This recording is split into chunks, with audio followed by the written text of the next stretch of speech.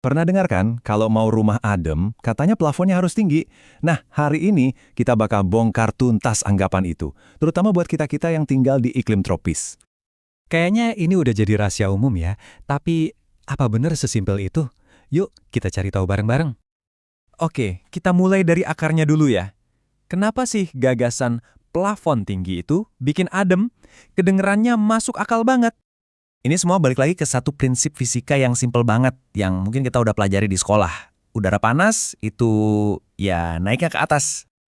Nah, coba lihat deh, kalau plafonnya tinggi, udara panas itu kan bisa naik jauh ke atas sana. Jadi dia nggak ganggu kita yang lagi beraktivitas di bawah. Ada semacam zona aman gitu, yang bikin kita tetap ngerasa adem. Tapi, kalau teorinya sejelas itu, kenapa di kenyataannya plafon tinggi itu seringkali nggak jadi jaminan ruangan bakal adem? Ada apa nih? Nah, ini dia biang keroknya. Ternyata ada faktor-faktor lain yang jauh lebih jahat. Bayangin aja, panas yang nembus dari atap, atau dari jendela yang kena matahari langsung. Itu semua bisa bikin efek plafon tinggi jadi nggak ada artinya sama sekali. Oke, ngomongin soal itu, ada dua mitos besar yang perlu kita luruskan sekarang juga. Yang pertama, plafon tinggi nggak selalu bikin hemat AC. Yang kedua, plafon rendah juga nggak selalu bikin pengap, asal kuncinya dipegang. Oke, sekarang kita adu langsung aja deh. Plafon tinggi lawan plafon rendah. Apa aja plus minusnya? Dan yang paling penting, gimana soal biayanya? Bisa kita lihat di sini ya, pilihannya itu soal trade-off. Plafon tinggi emang kelihatan megah, lega, dan secara teori bagus buat aliran udara alami. Tapi, siap-siap aja biaya bangunnya lebih mahal dan tagihan AC bisa jadi lebih bengkak.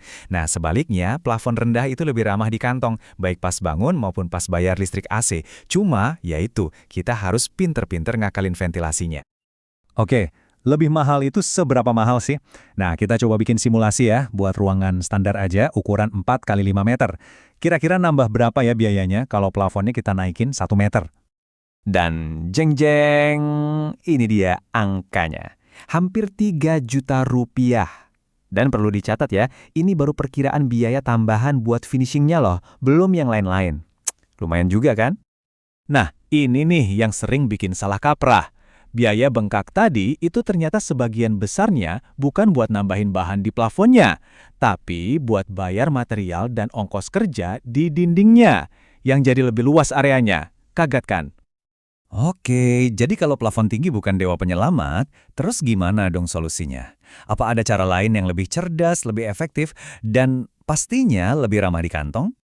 Nah, kutipan ini benar-benar mengubah cara kita melihat masalahnya. Intinya gini, kalau dua hal ini, ventilasi dan insulasi, udah beres, urusan tinggi plafon itu jadi, ya nomor sekian lah.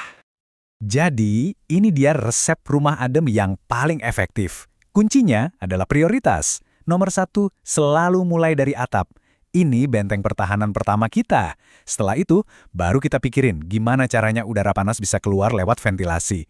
Terus bantu sirkulasinya pakai kipas angin. Dan yang terakhir, baru deh mainin warna-warna terang buat memantulkan panas. Gampang kan urutannya? Jadi, takeaway paling pentingnya apa?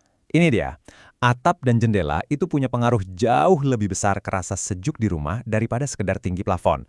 Simpelnya, hadang panasnya di sumbernya. Jangan biarkan dia masuk sama sekali. Jadi, lain kali Anda lagi mikir-mikir mau meninggikan plafon biar adem, coba berhenti sejenak. Dan tanyakan ini dulu ke diri sendiri. Atap gue gimana kabarnya ya?